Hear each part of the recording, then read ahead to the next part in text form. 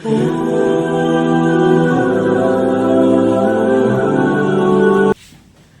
تعالیٰ کا بہت شکر احسان ہے کہ اللہ تعالیٰ نے ہم لوگوں کو آپ لوگوں کے سامنے کچھ دین کی باتیں عرض کرنے کی توفیق دیا، اللہ کا شکر ہے۔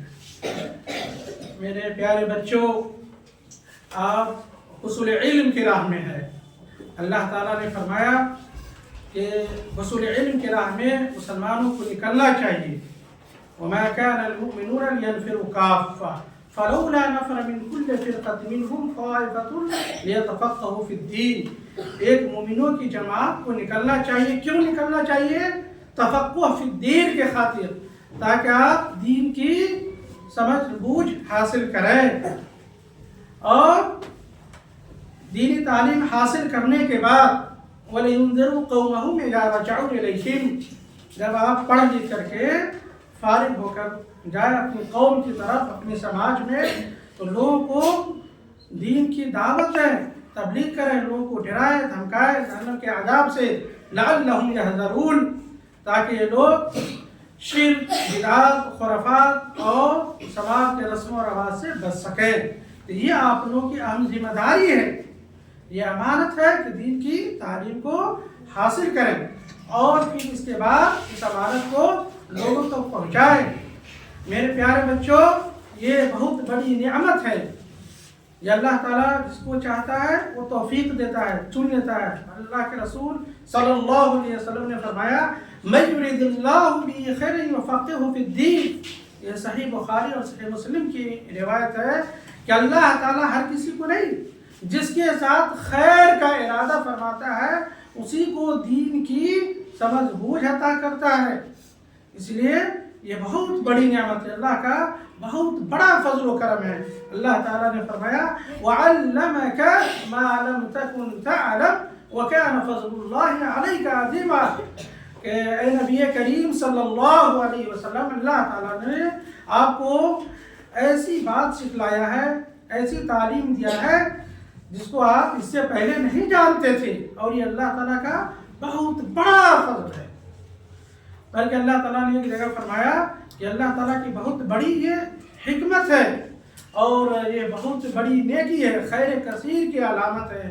اللہ تعالیٰ نے فرمایا، یؤتی الحکمۃ من یشاء ومن یؤت الحکمہ فقد اوتی خیرا کثیرا وما یذکر الا اولو الالباب، کہ اللہ تعالیٰ سے چاہتا ہے علم اور حکمت سے نوازتا ہے۔ حکمت کیا ہے؟ الحکمت ہے العلم، علم ہے، علم و معرفت۔ اور سب سے پہلے جو کہا تفقہ فی الدین، دینی تعلیم، اسلامی تعلیم، علم شرعی، تو اللہ تعالیٰ جسے چاہتا ہے دیتا ہے۔ وَيُؤْتِ الْحِكْمَةَ مَن يَشَاءُ وَمَن يُؤْتَ الْحِكْمَةَ، اور جس کو علم و حکمت سے نواز دیا گیا اس کو بہت ساری بھلائیوں سے اور نیکیوں سے اس کو نواز دیا گیا۔ اور ایک اللہ تعالیٰ نے فرمایا جس پر خوشی کا اظہار کرنا چاہیے، قُلْ بِفَضْلِ اللَّهِ وَبِرَحْمَتِهِ فَبِذَلِكَ فَلْيَفْرَحُوا هُوَ خَيْرٌ مِّمَّا يَجْمَعُونَ۔ اللہ کے فضل و کرم سے کیا کرا؟ بفضل اللہ وبرحمتہ سے مراد علم نافع ہے اور عمل صالح ہے، اس پر خوشی کا اظہار کرنا چاہیے، اور یہ چیز کیا ہے؟ دنیا و مافیہ سے بہتر ہے۔ تو عزیز طلبہ، یہ آپ اس راستے کو معمولی نہیں سمجھیں، یہ رتبہ بلند ملا جسے مل گیا۔ ہر مدعی کے واسطے دار و وطن کہا، ہر کسی کو توفیق نہیں ملتی۔ جس کو اللہ تعالیٰ چاہے وہ اپنی مرضی سے نوازتا ہے اور دین کی سمجھ بوجھ عطا کرتا ہے۔ تو سب سے پہلے اللہ تعالیٰ نے جو فرمایا کہ اس امت کے نام سب سے پہلا پیغام کیا ہے؟ کیا لفظ اقرا ہے نا، 5 آیتیں نازل ہوئی نا، سب سے پہلا لفظ اقرا بسم ربک الذی خلق، خلق الانسان من علق، اقرا وربک الاکرم الذی علم بالقلم علم الانسان ما لم یعلم۔ تو 5 آیتیں نازل ہوئی، کتنی؟ سب سے پہلے اس میں اللہ تعالیٰ نے 2 مرتبہ کا اقرا وربک الاکرم، بلکہ 4 آیتوں میں، کتنی آیتوں میں؟ 4 میں اللہ تعالیٰ نے پڑھنے اور لکھنے کی تاکید کیا ہے، کیا حکم دیا ہے، قرات اور کتابت کا ذکر ہے۔ اس سے بھی آپ اندازہ لگا سکتے ہیں کہ کس طرح سے دینی تعلیم کی اور پڑھنے لکھنے کی فضیلت، اس کا مقام و مرتبہ ہے، دین اسلام کے اندر اس کی کس طرح سے قدر و منزلت ہے، اور کسی بارے میں نہیں اللہ تعالیٰ نے بتایا، لیکن سب سے پہلے پڑھنے کے بارے میں کہا۔ اس لیے لفظ اقراء سے وحی کا آغاز اور گارجین حضرات سے ہے خطاب کہ اپنی اولاد کو، اور آپ لوگ بھی اپنی اولاد کو تعلیم دلائے رکھنا۔ اسی لیے اسلام نے سب سے پہلے اسی پر زور دیا ہے۔ اس لیے دینی تعلیم کا کیا حکم ہے؟ کیا حکم ہے؟ اللہ تعالیٰ نے اس میں بھی کہا اس کو دین کی تعلیم حاصل کرنا چاہیے۔ اللہ تعالیٰ نے اختیار نہیں کہا کہ پڑھو اور نہیں پڑھو، سیکھو نہیں سیکھو، نہیں کہا یہ سب کے لیے فرض عین ہے، سیکھنا ہی ہے، کسی کے لیے کوئی چھٹکارا نہیں ہے اس مقام۔